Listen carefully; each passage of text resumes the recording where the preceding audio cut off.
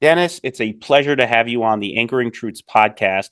It's fitting that the title of the article that will be the centerpiece of our discussion on today's episode is Our Natural Law Moments. The James Wilson Institute's co-director and founder, Professor Hadley Arkes, was the first to actually use the phrase natural law moment in recent history when, in his 2023 book, Mere Natural Law, he used the subtitle for Chapter 11, after Dobbs, the natural law moment, question mark. And you refer to this phrase, natural law moment, throughout your article. The James Wilson Institute's mission, of course, for our listeners, this is old hat, but for the benefit of new listeners, and perhaps for you, Dennis, is to provide one path forward in this natural law moment. And that's actually the title of the new podcast that we released featuring Professors Hadley Arkes and Jerry Bradley. Now, you open up the article by referencing Professor Joel Alicia's lecture that he delivered at Harvard Law School in 2024. And Professor Alicia remarked that something new is happening in American constitutional theory today. And that something new is the use and reference to natural law. You, Dennis, however, quickly point out that nothing is particularly new about today's natural law moment. You argue that there's a long history of natural law in American history and jurisprudence. Could you tell us a little more about that longer arc that your article describes? Absolutely. Thanks, Garrett, for having me on, and to the James Wilson Institute as well. So I took Professor Alicea's Vaughan lecture as sort of a jumping off point to think about what I described at the beginning of the article as sort of the legal profession's contemporary constitutional memory.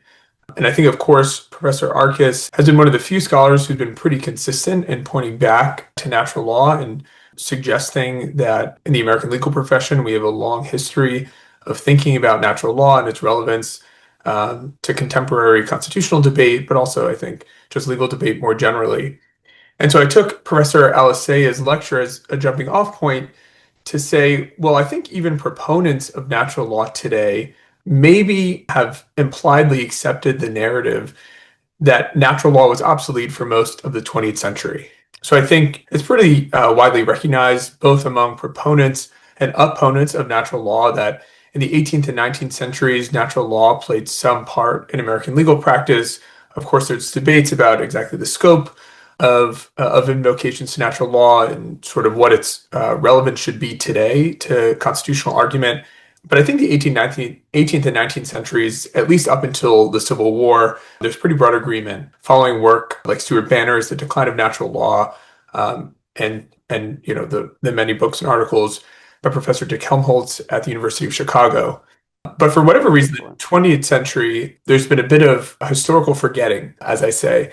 And so I took Professor Alicea's lecture as an opportunity to sort of remind both proponents and opponents of natural law's invocation and contemporary constitutional argument that actually what's going on today in the legal academy, and I think in the public square more generally, vis-a-vis debates about natural law, we've had these debates before, and we learned something by trying to keep in mind the territory that's already been covered, and then thinking about the ways in which we can move the conversation forward.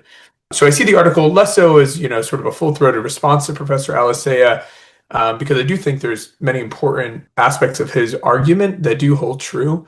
And I see my piece as more of a supplement, I would say, or a constructive historical reply to try to remedy some of the forgetting that the profession has today. No doubt, and that's why to our listeners we highly recommend Dennis's article. It's very complimentary, particularly as he says, as a historical examination to much of the work that we do at the James Wilson Institute. Now, the first moment that you describe in your article actually was responding to what you called legal realism, and I know that's a pretty big umbrella, and we'll give you a little time to unpack that. But you write that, quote, the United States' first natural law moment can be said to have begun in the 1920s and extended through the post-war period, taking as its principal concerns first realism's apparent domestic popularity and then the global threat of moral relativism, seemingly enabled by positivist philosophical presuppositions.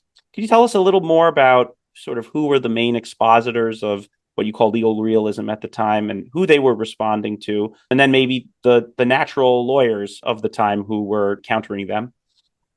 Absolutely. So, as you suggest, there's a lot of debate about legal realism, what it means, what it doesn't mean. I think even two legal realists would disagree about what the other has to say. But I think for my purposes in the article, and I think for sort of historians of the 20th century more generally, I think legal realism has a few sort of important characteristics as understood by those who responded to it. So, whatever I think about legal realism, to be honest, doesn't matter, nor whatever I think about natural law also doesn't really matter. I think as a historian, my goal here is to really reconstruct what people were saying at the time and sort of and in doing so shed light on those debates that we've forgotten. So I think for opponents of the legal realists in the early 20th century, what was most important was that first legal realists were positivists. So, and as a corollary to their positivism, they were also methodologically inductive. So, as opposed to sort of the traditional methodological disposition of a natural lawyer would be to deduce from sort of unchanging metaphysical principles specific rules. What early 20th century legal realists contrastingly said was frequently, we can observe these realities of social life. For some legal realists, they were more empirically minded. So they would engage in sort of early 20th century social scientists, in early forms of 20th century social science, excuse me, and then try to induce legal rules that seem to, best promote what they saw to be a just society. So that was the framing that early 20th century natural lawyers had of legal realists. And for whatever the internecine debates, for example, of legal realists such as Carl Llewellyn or Roscoe Pound, whatever the debates they had between them, I think it's pretty fair to say that they generally shared a positivist understanding of the nature of law, and they were also decidedly against deduction from unchanging metaphysical principles. And so I think those were the two defining characteristics that sort of led natural lawyers in the 1920s and 1930s to say, well, positivism, because it rejects any sense of sort of eternal and unchanging moral precepts, it sort of it opens the door, I would say, to moral relativism and then political despotism. So those were sort of that was the argument that early 20th century natural lawyers made in the 1920s and 1930s. They said basically once you accept the legal realist premise, then you open the door to these potential problems. And then, as I say in the first part of my article, again, focus on that first natural law moment that sort of I say begins in the 1920s and extends through maybe the 1950s, 1960s. What happens is we see a bit of an evolution in the natural law critique of legal realism, or as I say in the article, more particularly legal realism's positivist philosophical orientation. And that is around World War II. What many natural lawyers say is that in the 1920s and 1930s, we warned you that by rejecting eternal and unchanging moral precepts, you'd open the door to moral relativism and therefore political despotism. And they pointed to World War II as sort of the classic example of that. There were many articles that were published about how if someone rejects, again, eternal and unchanging moral precepts, on what basis can you critique Nazi Germany? And so, there are plenty of historians who have written about this interwar and wartime period of debate. I think most famously Ed Purcell, who has an article on this in addition to his book on the problem of scientific naturalism. So this is territory that historians have covered previously, but I don't think quite as comprehensively as they have needed to, especially for those who are interested in some of today's debates. Yeah, I was struck that you referenced Justice Oliver Wendell Holmes as sort of a leading expositor of the legal realist school, because to us at the James Wilson Institute, we can trace many of the ills that plague our legal order to the philosophy of Holmes and how it still dominates, in particular his 1897 Harvard Law Review article, The Path of the Law, in which he makes, I'm paraphrasing him, he makes the argument that the modern project in the law is to banish all words of moral significance heretofore. Holmes, Roscoe Pound, the dean at Harvard, Carl Llewellyn, these were figures that you write, they had an outsized impact in changing the legal culture. The legal culture before these figures, was it resembling something more of an appreciation for the classical legal tradition where lawyers were drawing on their Cicero, they were drawing on their Blackstone, they were drawing on their Pufendorf, their Grotius. Those were sort of, in their own libraries, their go-tos for inspiring, sort of the outer limit, inspiring the contours by which, one can make like a moral as legal claim. But the rise of Holmes, Pound, and Llewellyn's influence, in your view, it led to something much more, or it led to an appreciation for much more of like lawyering, as if it was the product of judges citing one another, but also almost like this, like a scientific method of viewing like the proper role of the lawyer. Does that sound right? Yes, that was certainly the view of the early critics of legal realism, or again, those, more particularly who were associated with legal realism. I'm not a historian of the 18th or 19th century United States, but I think, again, as I suggested earlier, I think it's pretty much the unanimous view of legal historians of those periods that both, members of the founding generation were deeply steeped in natural law thinking. And I think up through the Civil War, there seems to be consensus that natural law played a really prominent role in American legal thinking broadly and also judicial thinking in particular.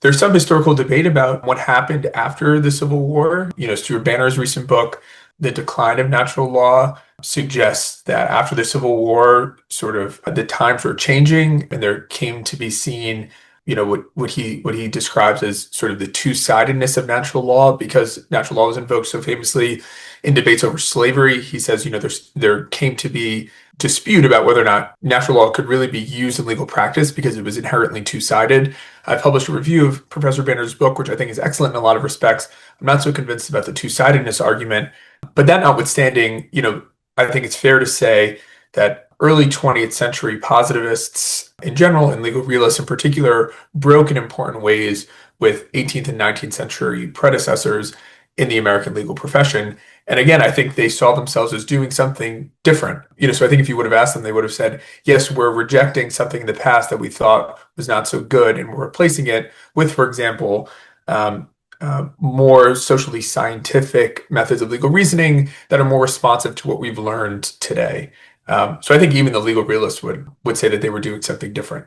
Yeah, I remember when I read Banner's book, there was an observation made that I hadn't heard elsewhere, which was that the rise of published judicial opinions and then the promulgation of those published opinions throughout judicial chambers around the country in the late 19th century made it possible on a wider scale for the first time for judges to do more of what, common law judges in the past had, when given, the possibility of doing, they would like to do, which is cite one another. Judges love citing one another rather than citing, principles that would require, rigorous application to the facts of a case. If judges could cite another judge in a similar or related case, there seemed to be an embracing of this practice, and that was to the detriment of what we would call today a jurisprudence rooted in natural law.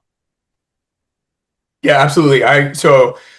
Professor Banner has four arguments, as I can recall, in his book about explaining the decline of natural law, and one of them is the proliferation of published judicial decisions. And I actually, my own view is that seems to me to be the most intuitively persuasive explanation for why natural law fell out of legal practice. In part, as you say, because if you have legal materials published and available to everyone, that makes a form of debate easier than resorting to first principles.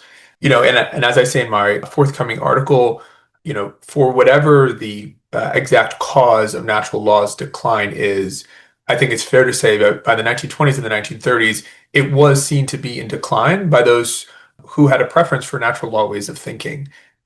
Even as I say in the article, this led to the establishment of some law schools in part. So in 1929, at Boston College, the president writes to his religious superior in Rome seeking permission to establish the Boston College Law School. And he basically cites to the positivists at Harvard down the road and says, again, of course, paraphrasing, there's a problem here in the establishment of a law school that's rooted in natural law principles, and he goes on to cite a few natural law thinkers, we can remedy this problem that's developing. Again, this letter was written in 1929. So for these early 20th century natural lawyers, again, who I associate with sort of the beginning of this first natural law moment in the 20th century, um, they definitely perceived a decline of natural law, especially in the elite legal circles. So whether or not it was empirically true that most American lawyers in the 1920s had sort of rejected natural law as thoroughly as those at Harvard or at Columbia or at Yale, or later at Johns Hopkins, which were some of the leaders of the legal realist sort of movement as it emerged. Again, whether or not that was reflected in the general population of American lawyers, I'm not quite sure. Someone's probably better suited than I to figure that out. But nevertheless, early 20th century natural lawyers perceived what they saw at these elite legal institutions and said, there's a problem here. And if we don't begin to respond to it, it's going to devolve into something much worse. And so when World War II came around, that's what they could cite to. And these are thinkers such as Francis LaBeouf and William Bentley Ball. Again, not household names, even to people who are very much schooled in the natural law tradition. But what you're saying is that their writings echo many of the same concerns that are being voiced during our natural law moment today, correct? Absolutely, yeah. So LaBeouf in the first moment, William Bentley Ball in the second moment. There, in the article, I sort of describe a number of figures in the first moment for various reasons having to do with articles can't be a million pages long. But yes, so in the second moment, I point to William Bentley Ball in particular because I think he's characteristic of the second moment. But many of the arguments raised in the second moment reflect those that were raised in the first moment. And both of these moments parallel in many important respects what we're seeing today in the legal academy and in the public square about the appropriate place of natural law and legal argument. Yeah, so that's a good segue then to talk about the second moment, which you describe as the rise of originalism, which formed largely as a response to the excesses of the Warren and Burger courts. So you write, and from your article, quote, by the 1960s, the first natural law moment, preoccupied initially with domestic legal realism and later with global moral relativism, gave way to a second natural law moment. During the first moment, this concern was connected to legal realism, and during the second, it was informed by the emergence of originalism. So, what is it about the natural law thinkers that were responding to the rise of a theory of interpretation that differed from the theory of interpretation that was, seeking to sort of respond to the excesses of, let's say, judges that were seeking to remake the, legal order, as opposed to during the second natural law moment where natural law thinkers were, responding or criticizing originalism because originalism was formed as a response to the type of changes that were being affected by changes to the legal order being brought forth by another approach, be it whatever you want to call it, like purposivism or like living constitutionalism. Sure. So I think at the second moment, so one of the continuities I see between the first moment, the second moment, and our third moment is that interest in natural law has been articulated in response to a prevailing or an ascendant theory. So again, in the first moment, that ascendant theory was perceived to be legal realism. In the second, sort of around the 1970s, 1980s, that theory was now originalism. And today it's also originalism in another form, perhaps that we can discuss later. So in the second moment, what figures like William Bentley Ball and some like-minded natural lawyers who importantly were trained at law schools during the first moment. So William Bentley Ball, for example, graduated from the University of Notre Dame College of Law, as it was then known. And while he was there, the University of Notre Dame launched its Natural Law Institute under the deanship of Clarence Mannion. So Ball was really intellectually formed during the first natural law moment and sort of extended some of its insights into the second moment. So I think that's an important piece of reception history that we've missed again in the contemporary conversation. So anyway, so in the second moment, William Bentley Ball really emerges onto the scene in terms of these debates about constitutional interpretation as originalism again has seems increasingly ascendant in both the federal judiciary and in the legal academy. So as figures like Robert Bork are really generating national attention, um, Ball and other like-minded figures say, well, this ascendant theory of interpretation runs the risk, because it's positivist, again, of opening the door to what those in the first moment described as moral relativism. So, of course, there's many debates about the extent to which, and even Professor Alisea discusses it very briefly in his lecture about the extent to which Robert Bork was, in fact, a moral relativist. Again, it's not really that crucial for my purposes. So, what's most important for my article is to say, okay, the leaders of the second natural law moment perceived originalism to leave the door open to moral relativism because, again, it was a positivist theory. And this is a continuity that we see both between the first moment and the second moment.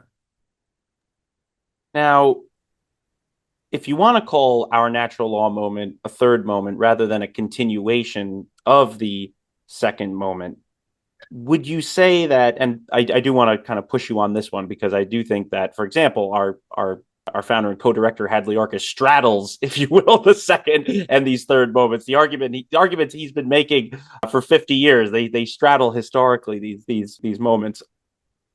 Is the natural is this moment, the third moment that you argue we're living through right now, is it gaining influence in the academy in judicial decisions and opinions, or is it kind of working on the margins more in like a case by case, like individual persuading individual way? It's a tough question. So, well, first I'll say that you're right that Professor Arcus does sort of straddle the second and third moments, and it's difficult with all of these moments to really put a pinpoint on exactly when they begin and end. So I'll say that first. Second, I would say, I don't know that I'm yet confident enough to say in a decisive way how today's natural law moment is exerting practical influence. So, as I suggest at the end of my forthcoming article, I think it's true that the historical influence that we can see of the first moment and the second moment is less so in the text of judicial decisions themselves or a lot of really prominent scholarly articles in the Harvard Law Review or the Yale Law Journal or anything like that. But I don't think that those are the only places where, legal historians can identify the influence of legal theories. The way that, I borrow from a late teacher of mine at Boston College, Ken Kirsch, who in a 2019 book discussed something called the constitutional imagination. And I think one of the places where we see a lot of practical influence of the first moment and the second moment is the way in which it helped to shape the constitutional imagination of everyday people who were involved in legal mobilizing and political mobilizing and in the formation of legal argument. So, here's some of my future work that's forthcoming in other venues. One of the places where I think historians have failed to appreciate the influence of natural law, in part because it sometimes operates below the surface. Again, it's not, prominently invoked in a lot of legal decisions in the late 20th century. So I think one of the places where it has had a lot of influence, and again, I'm working this out in some other articles, is in the formation of legal argument around topics such as parental rights. So I think if we look, I have a forthcoming article on sort of the emergence of the parental rights movement. And if we look at the modern emergence of the parental rights movement in the mid 20th century, the lawyers who were making arguments about the scope of parental rights were making them, in my view, I think this is fleshed out in the archival material, which I think is crucial. I think it's always important that when we're having these conversations, especially about the implicit influence of some of these broader theories, it's got to be bared out in the archival material. And I think in the parental rights context, it is. So I'll just give William Bentley Ball as an example. He argued Wisconsin versus Yoder at the Supreme Court, perhaps the seminal parental rights case in the latter half of the 20th century. I firmly believe that the only reason why Ball comes to his view of a capacious sense of parental rights is because implicit in his thinking is such a firm conviction in natural law and its practical relevance to constitutional interpretation. So again, there's something, somewhat outside of the scope of the article that we're discussing. But one of the places where we see the influence of natural law is in sort of the behind the scenes thinking about what legal arguments to employ at certain times. Of course, lawyers are strategic, and I think William Bentley Ball knew that if he went to the court in the 1970s to argue Yoder and said, the old order Amish in Wisconsin have a natural law right to direct the religious upbringing of their children, the court would have looked at him in a confused, with a puzzled look. So, of course, lawyers as sort of strategic thinkers have to find ways to translate their sort of first order beliefs about the way the law should be into a legal vocabulary that's cognizable to judges and other lawyers. There's a great religious historian and a legal historian, Sarah Berenger Gordon, who has a book on sort of the popular constitutional imagination of religious lawyers and of religious movements. And one of the points that she makes in the book that I think I've found very compelling is that there's always a translation that needs to occur between first order beliefs and legal argument. And so I think one of the things we see in the late 20th century during the second natural law moment is courtroom arguments informed implicitly by natural law thinking, and then also these public-facing debates about positivism and natural law, sort of that invoke natural law in a way that was more appropriate, I would say, for the time period, recognizing again that the judiciary at that time, just would have been hostile and confused about the invocation of natural law. Today, again, as I say in a couple of footnotes in my article, we see some more frequent resort to natural law in published judicial decisions. Again, it's not a voluminous number, but this third natural law moment is still, I think, emerging. So it remains to be seen how this third moment influences legal debate and judicial decision making. But in any case, I think it's important for historians in particular to remember that just because we don't see an appeal to natural law in the published judicial decision or in the legal briefing submitted to a court, that doesn't mean natural law wasn't working in another way. And I think one of the things that, Professor Banner, although his book isn't focused on the 20th century, had it been, I would have hoped would have been worked out. And it's something that now I've taken on in related projects. Yeah, so the framework that you discuss, I think, is a helpful one, but my sense is that the second natural law moment is the one that can be described more as working on the margins, whereas the natural law moment we're living in now is building off of what the second natural law moment in sort of like direct or immediate reaction to, sort of an originalism that really doubled down on legal positivism as sort of a hallmark is that it's no with the natural law moment we're living in right now. I think its hallmark is one of actually winning adherents and then those adherents not being satisfied to work on the margins. And so to that end, what I'll point to as evidence is that we have natural law infused jurists such as Judge Paul Mady on the Third Circuit. We have Justice Jimmy Blacklock on the Supreme Court of Texas, who are rooting their arguments in sort of what I'd call a both end way, meaning they understand that to either convince their colleagues or to sort of work within the grooves of expected legal argumentation to make reference of originalist methods, originalist sources, but they do so with an eye towards trying to tap into the underlying validity or the underlying coherence of what would make originalism binding on us, even if our American founders themselves were not indeed steeped in the natural law tradition, meaning that even if the founders were not perfect natural lawyers, that natural law is a body of knowledge which provides the underlying ground of justification for a just legal system writ large. And so I guess what I'd want to, sort of get at now with you is this. The terminology that you use is that what's unique about this natural law moment that we're living in now is that there are some who want to seek abandonment of originalism, and then those that are seeking reconciliation with originalism. Sorry, abandonment of originalism in favor of natural law versus those that are seeking reconciliation of originalism and natural law. Why do you choose this kind of like binary of either or, as opposed to the jurists that I've described to you as sort of looking for a third way? Yeah, so I think it's absolutely possible that there is a third way. I think the reason why in the article I distinguish pretty clearly between what I describe as you say, the abandonment thesis and the reconciliation thesis is just that it helps, I think, clearly to situate readers who might not be that familiar with these debates to say, okay, on the one hand, there are, in this part of the article, I'm talking largely about contemporary legal scholars who say because originalism is a positivist theory, we should abandon it. We should abandon it in favor of natural law. And then we have others who say, because of the natural law tradition, originalism is justified as a theory itself. And then I describe some of the implications of that distinction. So that's not to say that, anyone has to, choose one or the other quite clearly, or that there might not be overlap. In fact, as I say at the conclusion of the article, I see now, again, this is sort of a predictive judgment I make in the article that may or may not prove to come to fruition, that there might be an increasing level of overlap between what I've situated in the article as these two competing theories. And that is in particular true, I think, in areas of constitutional adjudication dealing with constitutional text that scholars would describe today as underdetermined.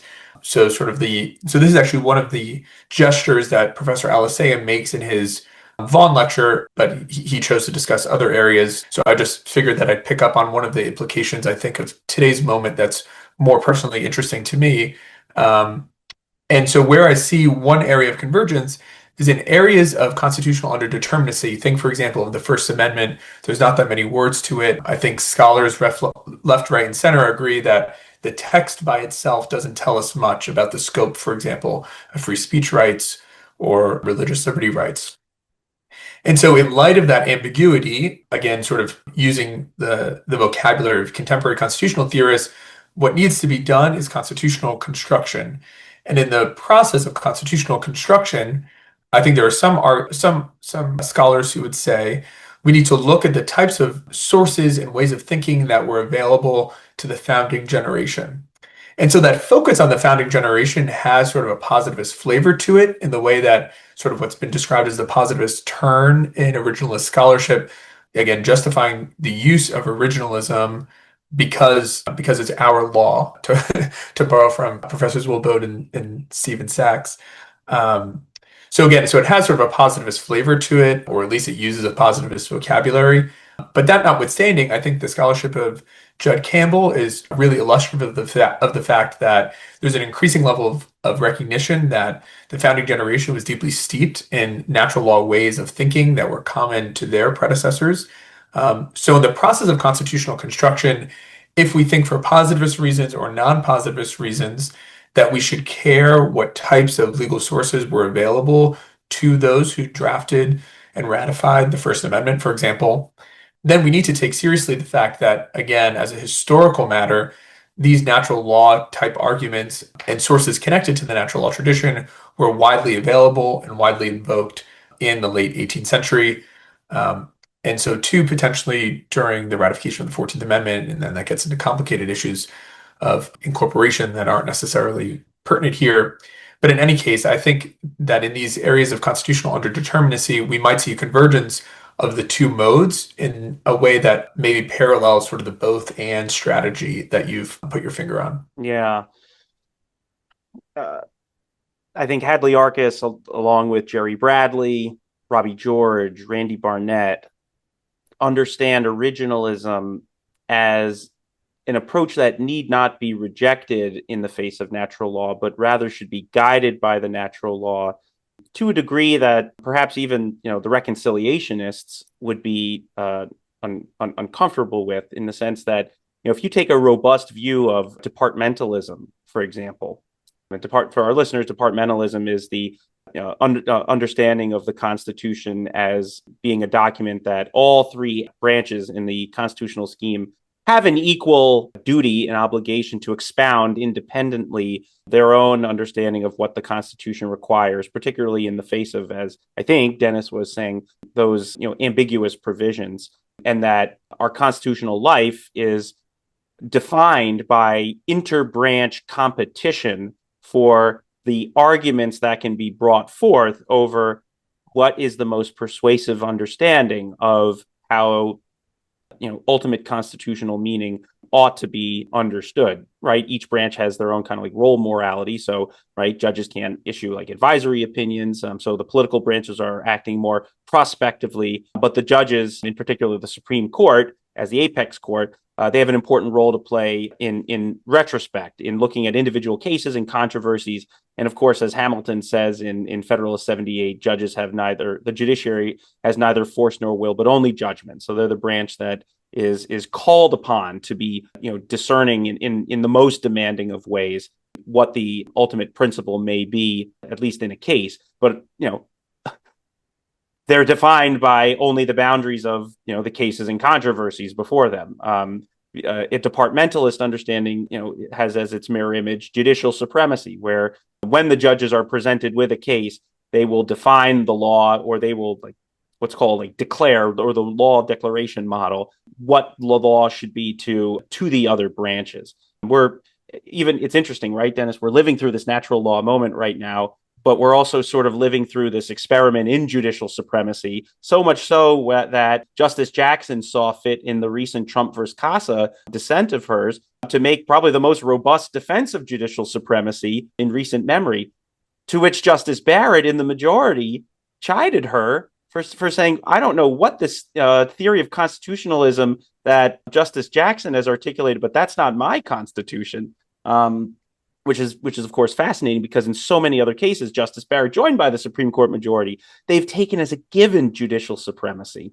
And so, I say all this because I think it's important to note that we're living through what I think is a natural law moment, but this natural law moment that we're living in right now is sort of standing on the shoulders of debates we've had about the nature and scope of an originalism that was searching for something of a moral justification that could not be brought forth in the 1980s and then in the 1970s, 1980s, and 1990s, because the infrastructure just was not there to even bring forth an originalism that had an improved methodology with sources, with additional jurists and professors that could really bolster it up. But now, 30, 40 years later, and it's a testament to the amazing hard work of generations, we now have an originalism that is fleshed out, original public meaning originalism in particular, and yet it's still searching for something of a moral underlying justification. And that's why this natural law moment we're living in right now, triggered by among many things, the Bostock opinion, the Dobbs opinion, searching for something deeper. Maybe you can talk a little bit more about how you understand this kind of search for something deeper as animating, so many of the incredible scholars who are working in this field. Yeah, absolutely. So maybe I'll connect two things that you said. One is a point about infrastructure, and then one is a point about what's motivating the construction of the infrastructure. So I think it's true, so I think so scholars of originalism, as I say in the article, so scholars of the historical emergence of originalism, again, as a historical phenomenon, among others, Jonathan O'Neill and Amanda Hollis-Brisky, really credit the conservative legal movement writ large for the construction of an infrastructure having to do with scholarship and others, the other types of things that support a legal movement, that as that infrastructure began to be built out in the 1970s and 1980s, it laid the foundation for later federal judges and presidents appointing them to turn to originalism in sort of methodologically coherent and persuasive ways. So because you had this infrastructure in place and you had scholars who were articulating theories that judges could later rely on, that's what made originalism's sort of triumph in the federal judiciary possible. So I think something similar has happened in terms of natural lawyers, and those, maybe even if they wouldn't, identify as a natural lawyer, his or herself, those who are at least interested in using the tools of the natural law tradition when they think it's appropriate. So as I say in the article, in a series of recent pieces, I've tried to sort of reconstruct the history of this natural law movement that really did before the conservative legal movement in the way that we know it today, before the establishment of the Federalist Society and other similar institutions. Natural lawyers have been doing this for a long time. So I point in the article to pieces I've written on the foundation of the Natural Law Institute at the University of Notre Dame. There were various natural law journals that were established, including the Natural Law Forum, now known as the American Journal of Jurisprudence. Conferences were hosted where judges on the Fifth Circuit, state Supreme Courts. So we had this whole infrastructure that actually began to be built in the mid-20th century and that really persisted, albeit in different forms. So for example, the American Journal of Jurisprudence used to be known as the Natural Law Forum and was restyled under its new name in the 1970s. And so again, there are pieces of this intellectual infrastructure that have kept the conversation going in ways that I don't think contemporary scholars and historians have appreciated, in part because they've operated, again, as we said earlier, on sort of the relative margin of sort of the mainstream legal profession. So historians have just overlooked it, and scholars today, because historians haven't written about it, don't quite know about it. So, in many respects, I don't fault many scholars or pundits or commentators today for not knowing much about this history, in part because so little has been written about it. So I think I see it as part of my task and a lot of my scholarship uh, to help fill the void again in the constitutional memory that we have today. And so as a related point, going back to, so who's constructing this infrastructure and why are they doing it, which is what you were getting at with your question. I'd say if there's one theme that has recurred across all three moments and among those who I would identify as sort of the architects of this infrastructure, the second moment or third moment, however we want to categorize Professor Arcus being one of them. The reason why figures have established these institutes, established these journals, and taken on what is sometimes an unpopular sort of scholarly track is because they're concerned that the track that the profession is moving writ large is not a first order desirable track to be going down. We saw this with the establishment, for example, of the Natural Law Institute at the University of Notre Dame in 1947. I have an article forthcoming very soon in the Law and History Review on the establishment of the Natural Law Institute at Notre Dame. And one of the reasons why it was established is because after World War II, there were serious concerns that, okay, this war that we just fought, we realized during the course of it that if we didn't have sort of a stable set of principles on which to critique Nazi Germany or whoever the other bad actor was, that we're leaving the door open, as I said at the beginning of our conversation, to moral relativism. And of course, some historians think that argument's bunk, some legal scholars think that's bunk, some philosophers say the same. For my purposes, it doesn't matter if it's right or wrong. That's what people genuinely believed, and they constructed this whole infrastructure that now is bearing fruit in the ways that today's moment bears out. So it's important both to remember most important, I think, as a historical matter, to sort of try to inhabit the minds of those who are responsible for constructing the infrastructure, why they were doing so, what they thought they were doing, when they were doing it, if we really want to understand the longer arc of today's debates. Yeah, I think probably the one of the more unique variables has been the presence of Professor Adrian Vermeule of Harvard Law School, who's very much somebody that shares with us at James Wilson Institute a diagnosis of what plagues our legal order, and that's an unhealthy rejection of natural law as informing our constitutional deliberation. And I think Adrian actually, to my mind, was one of the first to identify a point that you made earlier, Dennis, that the vast majority of time, even 99% of the time, the natural law is going to inform our constitutional deliberation when there is an ambiguity over ultimate constitutional meaning. And you almost view the natural law as like a canon of construction to resort to, rather than what dominates, perhaps to an unhealthy amount, considering how infrequently it arises, what dominates so many of our discussions, which is what happens when the natural law has a direct conflict with a man-made positive law. And, we devote so much time and energy to,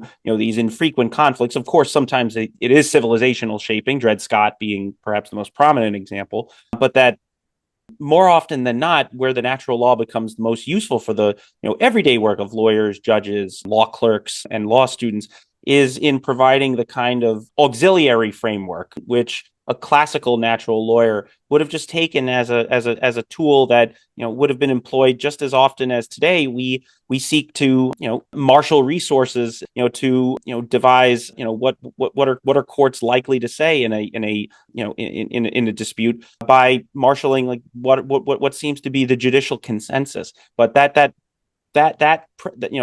is such an important point to be remembered, that that didn't exist, for example, in our previous natural law moments, that realization, that recognition. But just to get back to Adrian and his contributions, Adrian is who Jonathan Gnap of Stanford and you in your article identify as the leading proponent of an abandonment, meaning that originalism provides to Adrian, a kind of faux discipline, and that natural law needs to have primacy, not just to be reconciled with originalism, but rather to have as its own external source of authority, that doesn't necessarily inform in originalism, which is a lens through which the natural law can become warped, if you will. How important has his presence been to this natural law moment in your view, and his scholarship, I should say?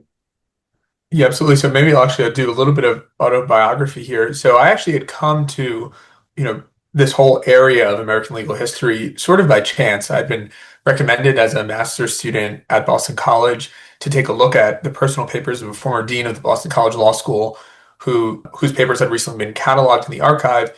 And the archivist said to me, "Nobody's looked at them before. You're a young graduate student. Who knows? Maybe you'll find something in there interesting." The name of the dean of that law school was William J. Keneally, on whom I've written a few pieces. And he's one of the figures in this first natural law moment through whom I began to discover all of these other things. I think it's important for historians to go where the evidence leads them. And I certainly had no idea about any of this until I started tracing down, again, from one archive in Chestnut Hill, Massachusetts, to, dozen plus archival repositories across the country, sort of trying to work out what were these networks. And so the reason why I say all this is because probably only, 6 months or a year after I had discovered Keneally's Keneally's natural law priors and the importance of natural law to his thinking, he was actually, going back to your point earlier about Dred Scott, my first article on Keneally was actually on his civil rights movement era work, where natural law, he said, that was central to his civil rights movement era organizing. So probably 6 months or a year after I'd begun to understand some of these dynamics, there was a conference hosted at Harvard Law School on Professor Vermeule's book. That's where Mm-hmm. I recall Professor Randy Barnett was there, Stephanie Barclay was there. I remember Judge Jim Ho was there. So I had sort of just gone as a sort of recon mission to see what was going on in these contemporary debates. And as I sat there, really sort of the beginning of this project that we're talking about now, the seeds of it were laid at that conference where I Oh, heard okay. Wow. everyone talking about this work, the relevance of natural law to constitutional interpretation. And I thought to myself, again, I was relatively early in my graduate studies, but I thought to myself, I'm reading the exact same thing from like 1940, 1950. Does nobody know about any of this? And it turned out that the answer was sort of yes, in part because I said earlier, there just hasn't been a lot of historical work on it. So I think Professor Vermeule's response to the presenters at that conference is the article title is Enriching Legal Theory. And so I think, for whatever, for those who agree with Professor Vermeule and those who disagree with him, I think it's fair to say that one of the things that his scholarship has done since, probably that article in the Atlantic and the pieces that he's published since then has really been to enrich the constitutional conversation that we're having and to sort of remind people that there is another way of thinking about the law that we've now forgotten. And he's done a lot of obviously normative work saying, okay, here's the tradition and here's how I think it bears out in terms of, very discrete contemporary debates. So I see that as his major contribution, again, to the constitutional conversation that we're having. And now that we see, the only reason why I think Professor Aliseo would have given the Vaughan lecture on our natural law moment is because there has been a real resurgence in natural law scholarship in the legal academy. And he cites Professor Vermeule at the very beginning of his lecture.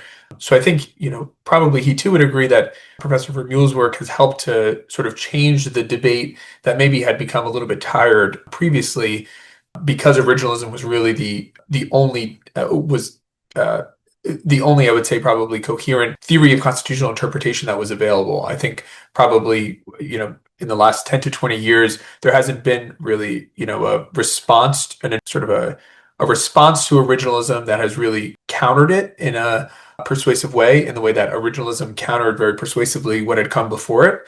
So I think what today's natural law related debates have done is to offer sort of an interlocutor to originalism. And so now we have scholars both of originalism and of the natural law tradition debating, and what I take to be a generative way, here's how we can move the conversation forward. And I hope that my forthcoming article here helps to just add a little bit of historical nuance into those debates that are being had in the normative realm and to say, okay, well, some of this territory has already been covered. What can we learn from remembering those previous iterations of debate? because unfortunately there just hasn't been a lot of scholarship, historical scholarship on it, even though, legal historians like Stuart Bannard have sort of gestured previously towards, I think Professor Bannard uses the term echoes of natural law in the 20th century. So to the extent that we can recover those echoes in a historically nuanced way, I think can be very valuable for today's normative debates. And that's quite apart from how Adrian is a force to be reckoned with on Twitter, which is emerging as the sort of the sounding board for some of the earliest sort of like forays in testing out constitutional arguments more and more. We're going to wrap very, very, very shortly, Dennis. But again, for the benefit of our listeners, the article that Dennis has written, "Our Natural Law Moments," available on SSRN right now, but forthcoming in the Georgetown Journal of Law and Public Policy. Fantastic read, particularly of history, but also just to kind of complement a lot of the work we do at the James Wilson Institute. What should we expect going forward in this, as you call it, this third natural law moment? In so many words, like, how do you think this moment in thought and maybe popularity is going to develop? Sure. So I'd say two things. And one, which I had actually meant to mention previously, when you were talking earlier about the way in which natural law is invoked, which I think is you made what I think is a very apt point that, there aren't that many circumstances in which we see a direct conflict between sort of natural law precepts and sort of some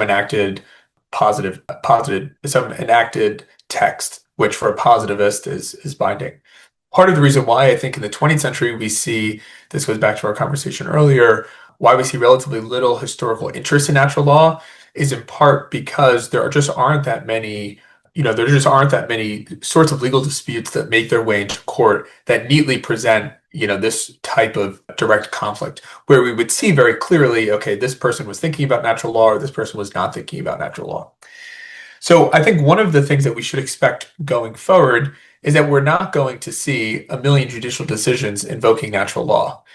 Again, because of the way that the legal profession works and the way that our court system operates, there's just no need for that to be the case. Most of the cases that are presented to courts don't need any form of sort of direct appeal to natural law.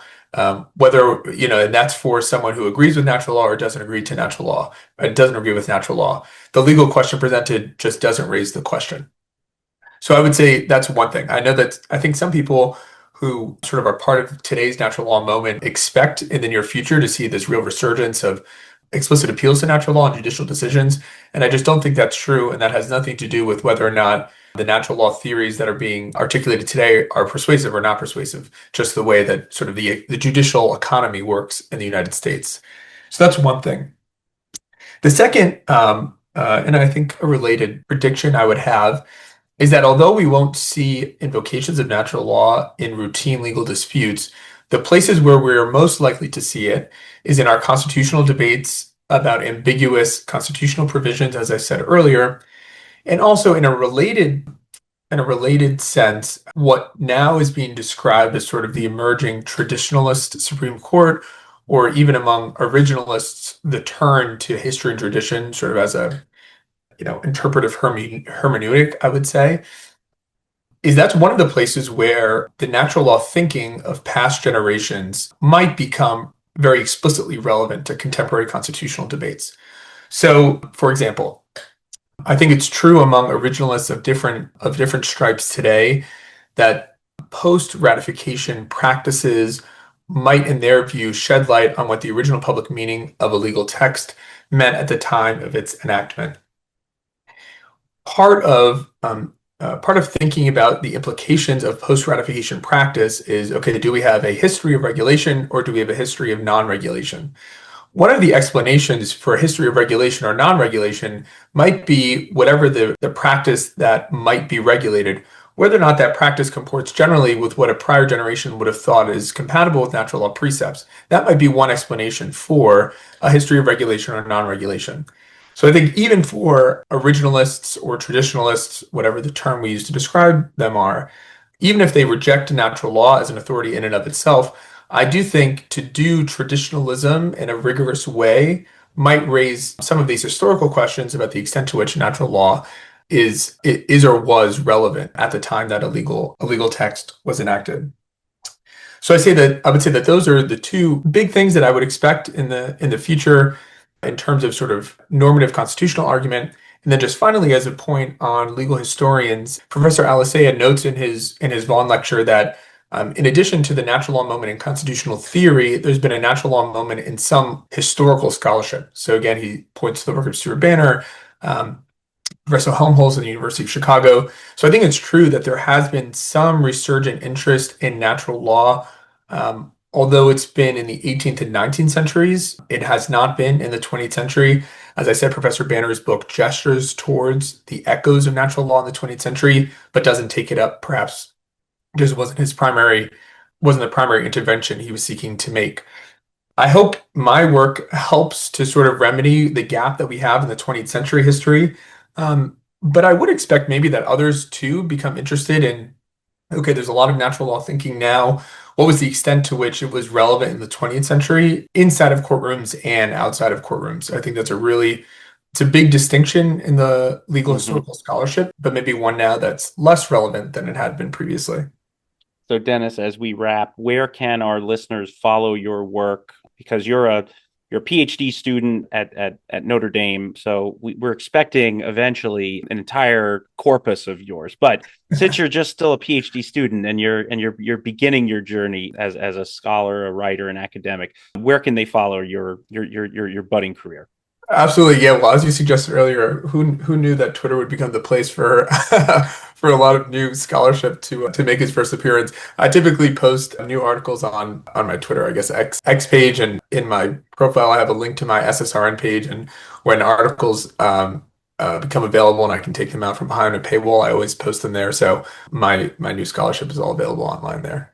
Excellent, excellent. Well, in our show notes and on anchoringtruths.org, we'll make sure that we link to both of those. Dennis, this was a real treat. Thank you so much for making time for us on the Anchoring Truths podcast. And thank you to you, Garrett, and to the JWI for having me.